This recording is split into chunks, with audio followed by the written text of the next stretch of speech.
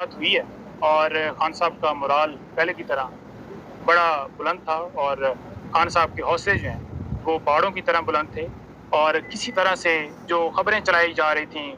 कि डील के हवाले से तमाम बातों की खान साहब ने तरदीद की है। कोई ऐसी बात खान साहब ने ना की है, ना कोई खान साहब से मिलने आया है, ना कोई खान साहब ने किसी के ज़रिए मैसेज भिजवाया है। तो खान साहब ने वाज़ेह तौर पर कहा कि सिर्फ़ और सिर्फ मैं यहाँ पर एक बात करूँगा, वो ये बात करूँगा कि इलेक्शन जो है वो टाइम के ऊपर होने चाहिए और इसके अलावा कोई और बात नहीं है। ये सारे वहम निकाल दें, इनके अंदर कोई वहम हो, इनके अंदर कोई ऐसी बात हो, अंदर से ये सारी चीज़ें निकाल दें। साइफर केस के हवाले से डिटेल से बात हुई और उन्होंने वाज़ेह पैगाम दिया कि आप बिल्कुल बताएं कि साइफर के ऊपर जो ये बोगस केस बनाया गया है ये क्या है। उन्होंने कहा जी बेसिकली साइफर जो है वो बाहर से मुदाखलत हुई और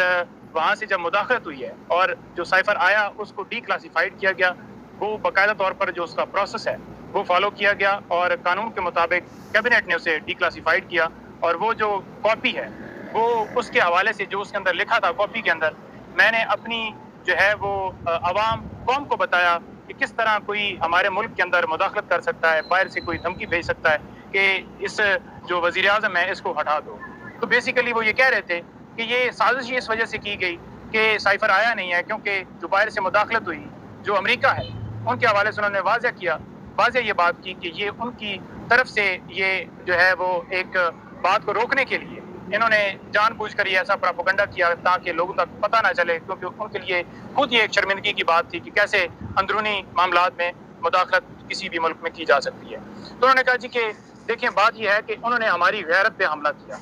उन्होंने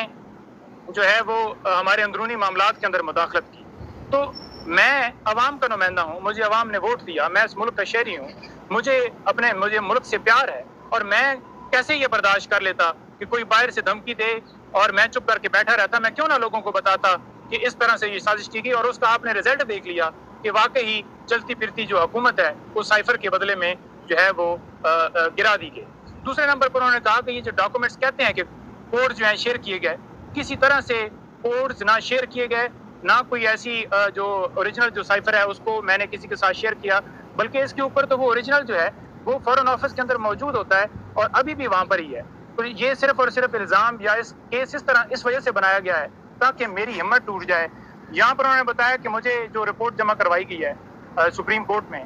तो उन्होंने कहा कि ये देखें ये जो सारी बातें की जा रही हैं ना कि ऐसी सहूलतें मिल गई हैं, यूं हो गया है, ये हो गया है और वो बड़ा जो है अंदर जो है आराम कर रहे हैं। उन्होंने कहा जी बिल्कुल वही सेल है, उसी तरह से रखा हुआ है, वही पोजीशन है जो पहले दिन आके मैंने इधर बताई थी और उसी तरह से रखा गया है। लेकिन खान साहब ने कहा कि देखिए ये कुर्बानी देनी पड़ती है, कौम के लिए कुर्बानी देनी पड़ती है, अपनी नस्लों के लिए कुर्बानी देनी पड़ती है और वो मैं कुर्बानी दे रहा हूँ और दूंगा। अवाम के हवाले से उन्होंने वाज़ेह मैसेज भेजा है कि देखें जिस तरह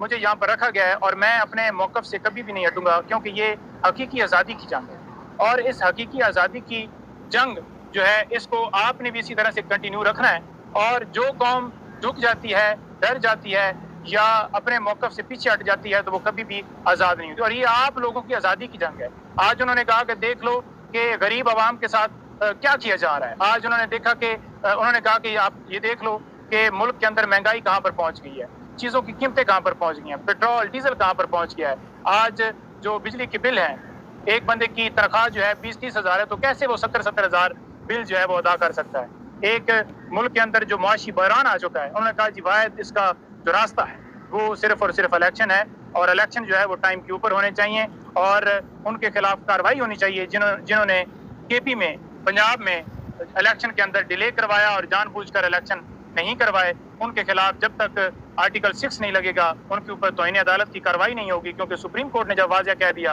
और उन्होंने इलेक्शन नहीं करवाए तब तक ये जो है आगे नहीं जा सकता। दूसरा उन्होंने जो ये बात की है कि देखिए मेरी ना जायदाद बाहर है ना मेरी कोई प्रॉपर्टी बाहर है, मैं इस मुल्क का हूँ और मैं इस मुल्क के अंदर रहूँगा। ये वहम दिल से निकाल लें कि मैं मुल्क छोड़कर बाहर चला जाऊँगा और मैं हर तरह की जिस तरह की ये तकलीफ दें, जिस तरह का ये हाल रखें। उन्होंने कहा कि मेरे जो हवाले से कोई बात करने की कि मुझे ये फैसिलिटी है या नहीं उसको छोड़ दें, मैं जो अपना मेरा मकसद है वो मैं हल करने के लिए जो भी रास्ते में आएगी वो डेफिनेटली मैं फेस करूँगा। और इंसाफी साहब की एक वीडियो क्लिप मैंने देखी थी, उन्होंने कहा जी आपको पता है साइफर किस कलर का होता है? वैसे मुझे भी नहीं पता साइफर किस कलर का होता है, उन्हें कैसे पता कि साइफर पीले कलर का होता है? लेकिन अगर जो भी था, उन्होंने बात रंग की नहीं की थी, उन्होंने कहा था कि जो है ना साइफर नहीं है, साइफर है ही नहीं, कोई मुदाखलत साजिश नहीं होती। तो अगर पठान है तो मर्द बने और वो सहाफत छोड़ दे, फिर हम बताएंगे। तो आपको क्या लगता है पाकिस्तान की आवाम घास खाती है?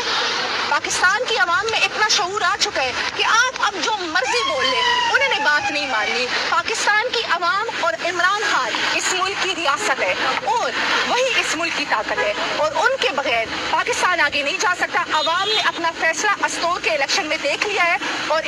36 आज गुजरने के बावजूद आरओ जो है ना, जो ऑफिशियल रिजल्ट नहीं अनाउंस कर रहा, वो क्यों नहीं कर रहा? वो इसलिए नहीं कर रहा कि पाकिस्तान तहरीक इंसाफ इस जुल्म और जबर के बावजूद इलेक्शन जीत गई है, और आवाम जो है ना, ये आप शायद वो इस टाइम खामोश जरूर है, आप ताकतवर होंगे, लेकिन आवाम जब इलेक्शन के दिन अपना मुहर लगाएगी ना, टापा लगाएगी, तो आपको पता चलेगा कि इस मुल्क में ताकतवर कौन है।